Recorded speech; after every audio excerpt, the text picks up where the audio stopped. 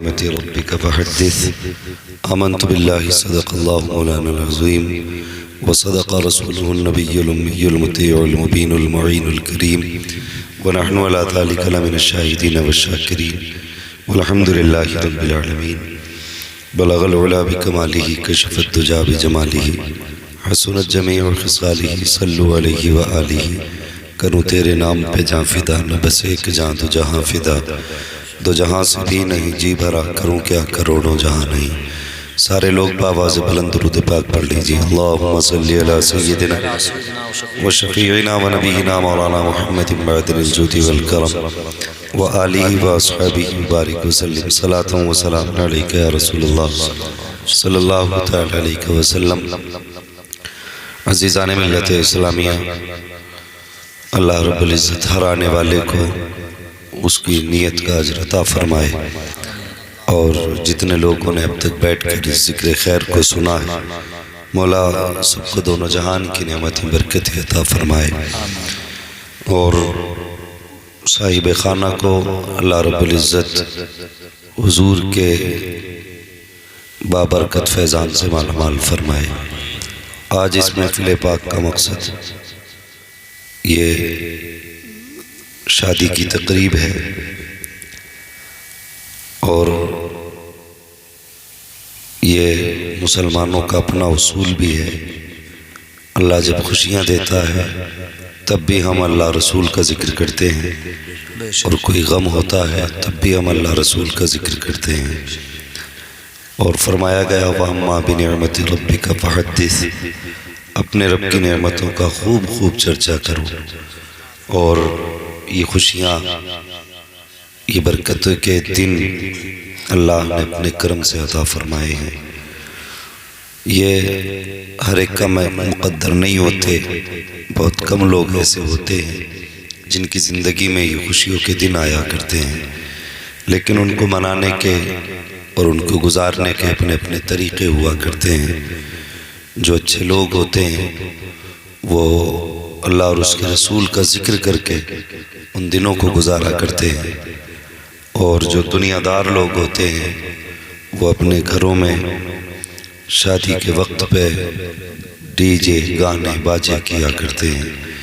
یقین جانیے مرنا سبھی کو ہے، وہ بھی مریں گے جو نعت پڑھ کے زندگی گزاریں گے، وہ بھی مریں گے جو گانے گا کے زندگی گزاریں گے۔ جب مرنا ہے ہی تو پھر زندگی ایسے کیوں نہ گزاریں جس زندگی سے رب کو بھی محبت ہو اور اس کے محبوب کو بھی محبت ہو۔ یہ زندگی کا اپنا اپنا اصول ہے۔ بہتر یہ ہے کہ ہم اپنی زندگی اللہ اور اس کو رسول کو راضی کر کے گزاریں۔ یہ دن زندگی میں بار بار نہیں آتے کہ شادیاں بار بار ہوتی ہوں، سہرے بار بار پہنے جاتے ہوں، یہ نصیب ہی سے ملا کرتے ہیں۔ کوشش یہ کریں اللہ نے اگر یہ دن دیا ہے تو اس دن کو اللہ اور اس کے رسول کی رضا کے مطابق گزارنا چاہیے، مگر ہمارے معاشرے میں زیادہ تر لوگ ایسے دنوں کو ناجائز کاموں میں گزار کے اپنے اعمال میں گناہوں کا اضافہ کرتے ہیں۔ ہمارا سماج، ہمارا معاشرہ اس غلط چیز کو سمجھنے کے لیے تیار نہیں۔ مجھے بتائیے آج کل کے گانوں کی وہ بے حیائیاں، فحاشی، بدتمیزیاں کہ جسے سننے کے بعد شرم آئے، یہ گانوں کے حالات ہیں۔ وہ کتنے بے غیرت لوگ ہوتے ہیں کہ جن کے اپنے گھر پہ گانے بجتے ہوتے ہیں، اور گانے بھی اتنی بے حیائی والے کہ جسے سن کے شرم آئے، لیکن بجانے والوں کو حیا نہیں آتی۔ بیٹی بھی سامنے موجود ہے، گانے بج رہے ہیں، ماں بھی سامنے موجود ہے، گانے بج رہے ہیں۔ یقیناً یہ ہماری بدعمالیاں ہیں۔ پھر اس کے بعد کل اگر ہماری بیٹی کوئی غلط قدم اٹھاتی ہے تو ہم اس کا ذمہ دار معاشرے کو ٹھہراتے ہیں۔ یہ غلط ہے، اور نہایت غلط ہے۔ کہیں نہ کہیں ہم نے غلطی کی ہے جس کی سزا اتنی بڑی ملتی ہے کہ کچھ دن کے بعد خبر ملتی ہے کہ فلاں کی بیٹی باپ کا منہ کالا کر کے چلی گئی۔ اگر چاہتے ہیں ہم کہ ہماری بیٹیاں، ہماری اولاد ہماری عزت کا سبب بنے، تو اپنے گھروں سے ان شیطانی آوازوں کو ختم کریں۔ اللہ توفیق دے تو اپنے گھروں کے اندر مصطفیٰ کی نعت کی صدائیں بلند کیا۔ سبحان اللہ۔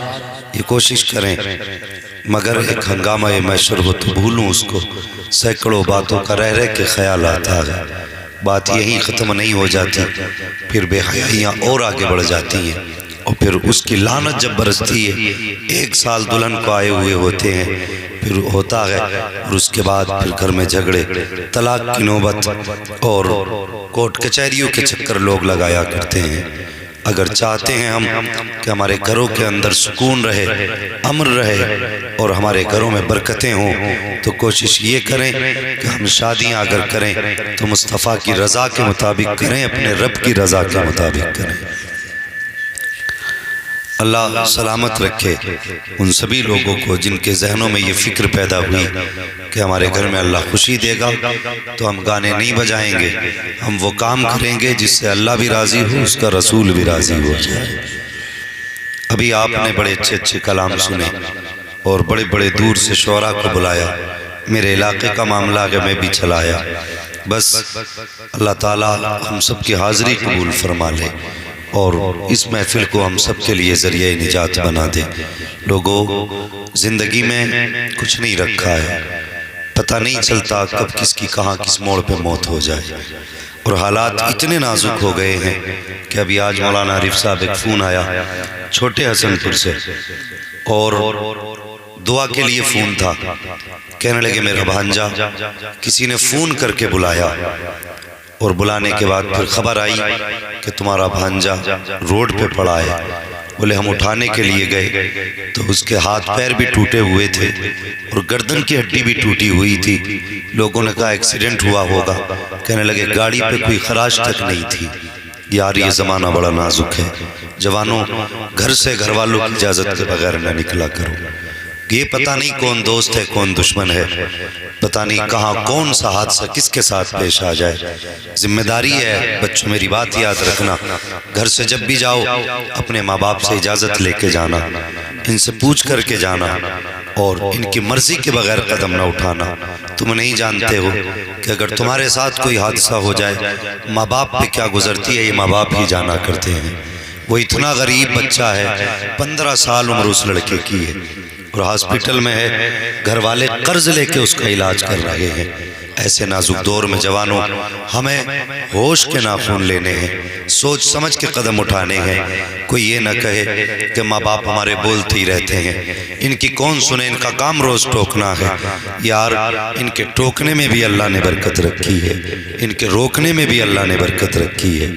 ان کی باتوں کی قدر کیا کرو، اگر گھر سے باہر کبھی نکلا کرو پوچھ کے جایا کرو، باہر سفر پہ نکلو ماں باپ کی دعائیں لے کر کے جایا کرو، اگر ان کی دعائیں ساتھ ہوں گی تو دنیا کا کوئی بھی حادثہ تمہارا کچھ نہیں بگاڑ سکتا، لیکن شرط ہے ان کی دعائیں لے کے نکلا کرو۔ کتنے حادثے ہو رہے ہیں، بہار میں ویشالی میں ایک امام کو پھانسی لگا کے مار دیا گیا، اتنا نازک دور ہے۔ اللہ ایمان والوں کی حفاظت فرمائے، اسلام کی حفاظت فرمائے۔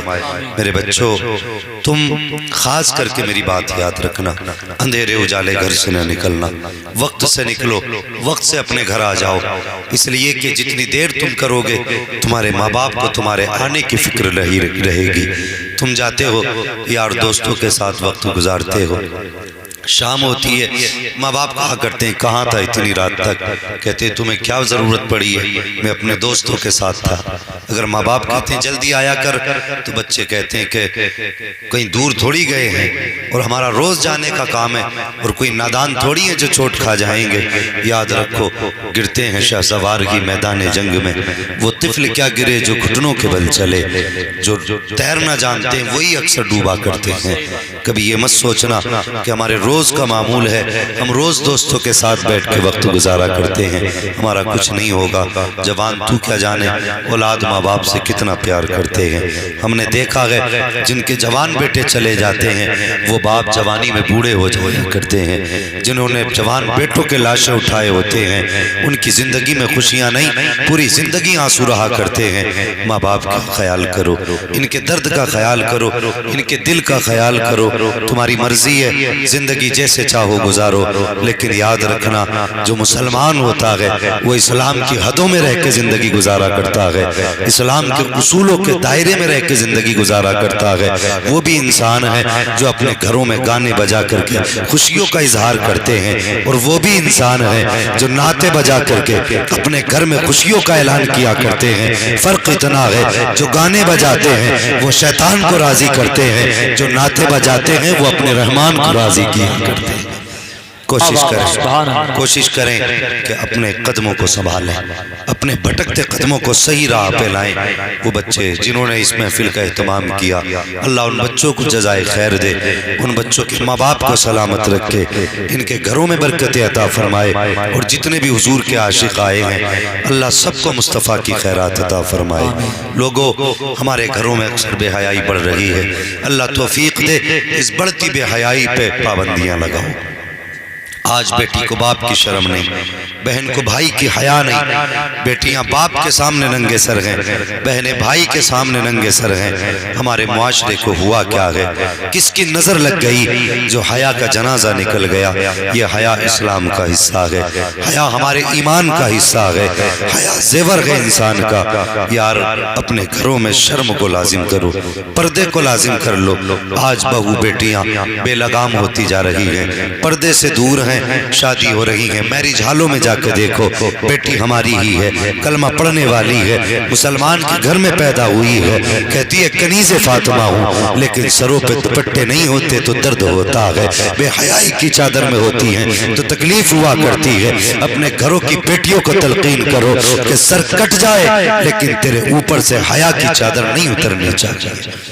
اور یہ بھی یاد رکھیں، جس بیٹی کی سر سے ایک بار حیا کی چادر اتر جاتی ہے پھر وہ زندگی بھر حیا کے دامن میں نہیں آ پاتی۔ یہ ذہن میں رکھیں، جو ایک بار بے حیا ہو جاتی ہے پھر حیا دور ہو جاتی ہے۔ اللہ اکبر، یہ حیا کتنی بڑی دولت ہے۔ آج جو ہمارے گھروں کے شادیوں کے رواج ہیں، ہماری ماں بہنیں جب دلہن کو دیکھنے جاتی ہیں تو یہ دیکھتی ہیں اس کے ہونٹوں کا رنگ کیسا ہے، اس کے لب و رخسار کیسے ہیں، اس کا قد کیسا ہے، اس کی آنکھیں کیسی ہیں۔ میری بیٹی بتا، تو نے سب کچھ جا کے دیکھا، کہ تو نے یہ بھی دیکھا کہ اس بیٹی کے ہونٹ کیسے ہیں، اس کے رخسار کیسے ہیں؟ کیا نظر تو نے یہ بھی چلائی کہ اس کے ماتھے میں سجدوں کے نشان موجود ہیں کہ نہیں؟ کبھی یہ بھی دیکھا کہ اس کی زبان پہ کبھی قرآن آتا ہے کہ نہیں؟ ہم یہ نہیں دیکھتے۔ ہم تو بیٹے سے کہتے ہیں بڑی حسین ہے، بیٹا بھی باولا ہو جاتا کہ پھر تو 6 مہینے کے بعد 3 مہینے نہیں کرتے، مگر اس کا نتیجہ دیکھا؟ نہ دیکھا ہو تو دیکھ لینا، 1 سال کے بعد گھر میں لعنت برسنا شروع ہوتی ہے، گھر کی ساری برکتوں کا جنازہ نکل جاتا ہے، گھر میں نحوستیں آ جاتی ہیں۔ کاش تم نے قرآن پڑھنے والی دیکھی ہوتی تو تیرے گھر میں اللہ کی رحمتیں نازل ہوتی، لیکن ہم نے نمازی نہیں دیکھی، ہم نے تو یہ دیکھا کہ کون سی ڈگری اس کے پاس ہے، اس کا قد کیسا ہے، اس کا رنگ کیسا ہے۔ قد دیکھو، رنگ دیکھو، تمہاری مرضی ہے، لیکن یہ بھی دیکھ لیا کرو کہ باپ جو جہیز میں قرآن دے رہا ہے کیا بیٹی کے سینے میں قرآن کی دولت ہے کہ نہیں، یہ بھی پہلے دیکھ لیا کرو۔ اور جب ایسی بیٹیاں گھر میں آتی ہیں جو نہ اللہ کا ڈر رکھتی ہیں نہ رسول کی پرواہ، پھر کیا ہوتا ہے؟ پھر وہ شوہر کے تابع نہیں ہوتی ہیں، شوہر ان کے تابع ہوتا ہے۔ پھر جہاں چاہتی ہیں پہنا نقاب نکل گئی، اللہ معاف فرمائے، میں بہت زیادہ نہیں سچ کہہ رہا ہوں کہ کتنی عورتیں تو ایسی ہیں جب تک گاؤں کی حد رہتی ہے نقاب میں رہتی ہے، جیسی حد ختم نقاب اتارا تھیلے میں رکھا، خالی دوپٹے میں شروع۔ کہ شہروں میں ہم نے دیکھا ہے گاؤں کی عورتوں کو، یہ گاؤں کی حد شریعت کی حد نہیں ہے،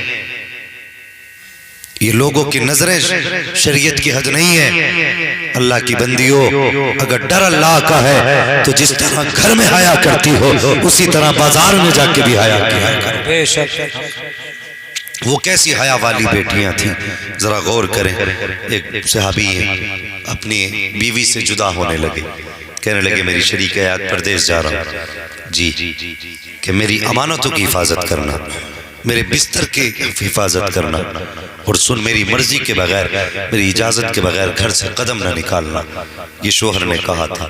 آج مرد اتنا کہہ دے بیوی سے گھر سے قدم نہ نکالنا تو دنیا بھر کے تانے دے گی، دنیا بھر کے گالیاں دے گی، اور 2-3 وقت روٹی بھی نہیں دے گی کہ تو نے پابندی لگائی کیسے اتنی بڑی، تو گھومے اور میں گھر میں رہوں۔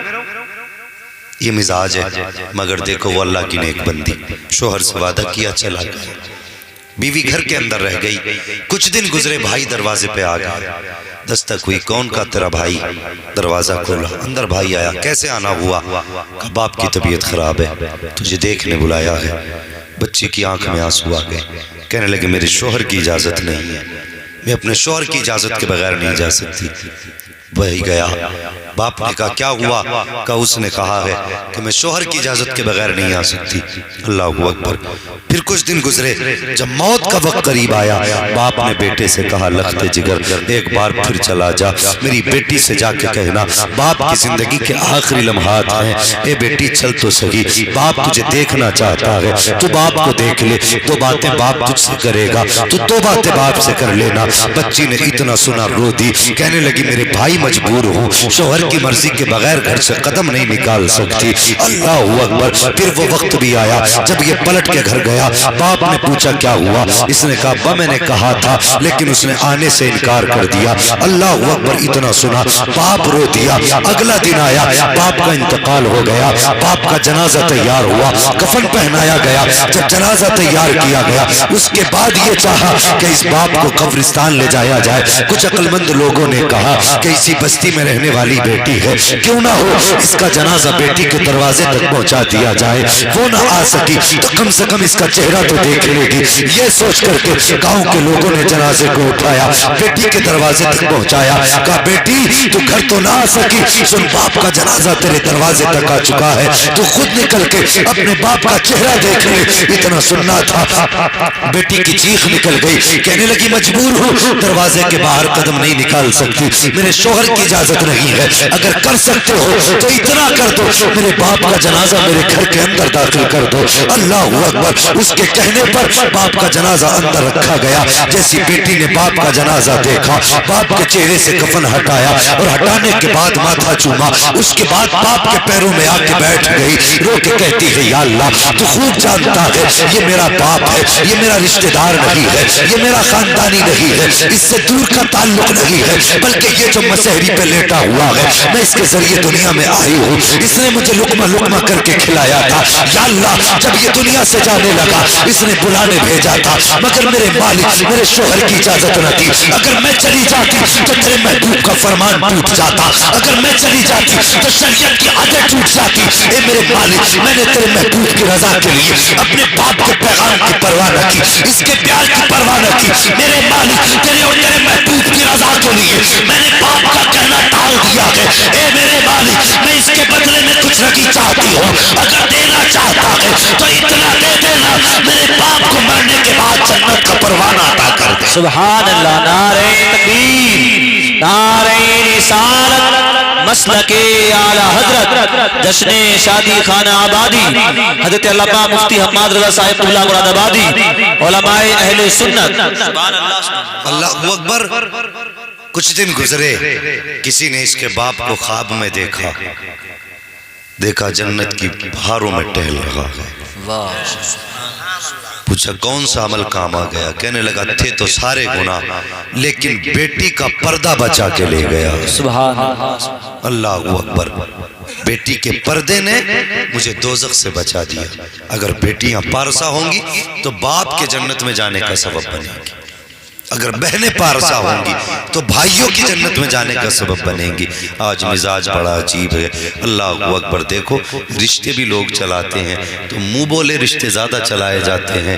کہتی ہیں کس کے ساتھ گئی ہے گاڑی پہ بیٹھ کے؟ کہ میرا منہ بولا بھائی لگتا ہے۔ کہ تیرے لیے منہ بولا بھائی زندہ ہے اور جس سے خون کا رشتہ ہے اس بھائی کی کوئی پرواہ نہیں کی تو نے؟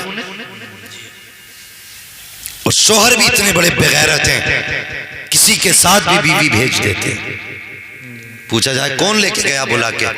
کہ منہ بولا بھائی تھا۔ سگی بہن کی طرح پیار کرتا ہے، سگی بہن کی طرح رشتے نبھاتا ہے. مجھے بتا، تو نے منہ بولے بھائی کے پیچھے گاڑی پہ بیٹی بہن بٹھا دی، اور گاڑی پہ بائک پہ جب بھی کوئی بیٹھے ایسا ہو ہی نہیں سکتا بدن بدن سے نہ ٹکرائے. پوچھو ان علماء سے، یہ آپ کو بتائیں گے ایسا کبھی نہیں ہو سکتا کہ آپ کسی بھی غیر محرم کے ساتھ اپنی بہن کو بٹھائیں. مجھے بتائیے، جو اسلام سگے بھائی کو سگی بہن کے ساتھ ایک بستر پر لیٹنے کی اجازت نہیں دے سکتا، مجھے بتائیے وہ اسلام کسی منہ بولی بہن کے ساتھ منہ بولے بھائی کو بیٹھنے کی اجازت کیسے دے سکتا ہے؟ صحیح بات. گھروں میں پردوں کو لازم کرو، گھروں کے اندر شرم کو لائیے، بیٹیوں کو روکیے، بازار میں ننگے سر نہ جایا کریں، اور مزارات پہ جو عورتوں کی بھیڑ ہے اسے بند کیجئے. بیٹیوں سے کہیے اگر تمہیں نظر ماننی ہے اپنے گھر کے اندر قرآن پڑھو، اللہ کی بارگاہ میں آنسو بہاؤ اور اللہ کو مناؤ، اللہ تمہاری نظریں گھر بیٹھے بیٹھے پوری فرما دے گا. بے شک، سبحان اللہ. کریں گے انشاءاللہ پردے کا اہتمام؟ بیٹیوں کو روکیں گے، ان کو شرم کی تعلیم دیں. کل اگر کوئی فساد ہوتا ہے، کسی کی بیٹی کی آبرو لٹتی ہے تو ذمہ دار ہم ہوتے ہیں. معاشرے کو تانے دیتے ہیں، اس نے بیٹی چھیڑ دی، اس نے بیٹی کو ٹوک دیا. نہیں، ہم ذمہ دار ہیں. ہم اپنی بیٹیوں کو اور اپنے بیٹوں کو سبق دیں کہ اسلام ہمیں نظریں نیچی کرنے کی اجازت دیتا ہے، تو نظریں نیچی رکھ کے بیٹیوں کو جینے کی تعلیم دیں اور انہیں بتائیں ہمارا اسلام کسی کی آبرو لوٹنے کی اجازت نہیں دیتا، کسی کو بے آبرو کرنے کی اجازت نہیں دیتا.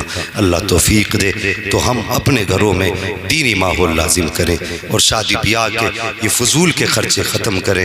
یہ جو ہزاروں کی آتش بازیاں ہوتی ہیں، پٹاخے ہم چھوڑ رہے ہیں، مجھے بتائیے کیا پڑوس میں کوئی بیمار نہیں لیٹا ہوگا؟ صحیح بات. کتنے پٹاخوں سے بچے ڈر جاتے ہیں. یہ کیوں کر رہے ہو؟ کبھی کبھی کسی پٹاخے کا چہکا کسی کی چھت میں لگ جاتا، اگر پھونس کا مکان ہے تو آگ لگ جاتی ہے. یہ دوسروں کو تکلیف دینے والے کام بند کریں، بے حیائی کے سارے کام روکیں اور صرف شرافت سے نکاح کریں، عزت سے نکاح کریں. اس میں اللہ آپ کو بھی عزت عطا فرمائے گا، اور جس کی بیٹی تمہارے گھر میں آ رہی ہے اللہ اس کو بھی عزت عطا فرمائے گا. بے شک. کریں گے نا یہ کام انشاءاللہ؟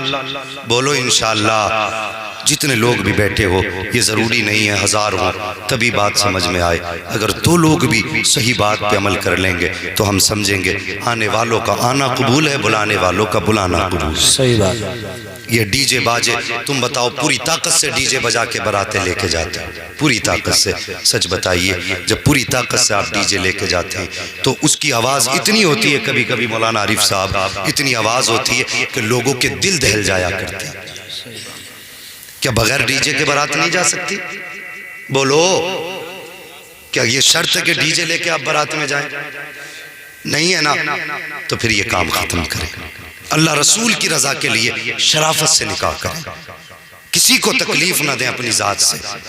اور صحیح مومن بھی وہ ہے کہ جس کی زبان اور ہاتھ سے انسان محفوظ رہے، وہی اصل مومن ہے. یہی ایمان کی پہچان ہے. اللہ کریم میرے اور آپ کی حاضری قبول فرمائے، اور جن لوگوں نے اس محفل کو سجایا ہے ان کو اس کی جزائے خیر عطا فرمائے. یہ علماء کرام آئے ہیں، اللہ سب کا آنا قبول فرمائے، سب کا بلانا قبول فرمائے. وَأَمَّا بِنِعْمَتِ رَبِّكَ فَحَدِّثْ، اپنے رب کی نعمتوں کا خوب خوب تذکرہ کریں.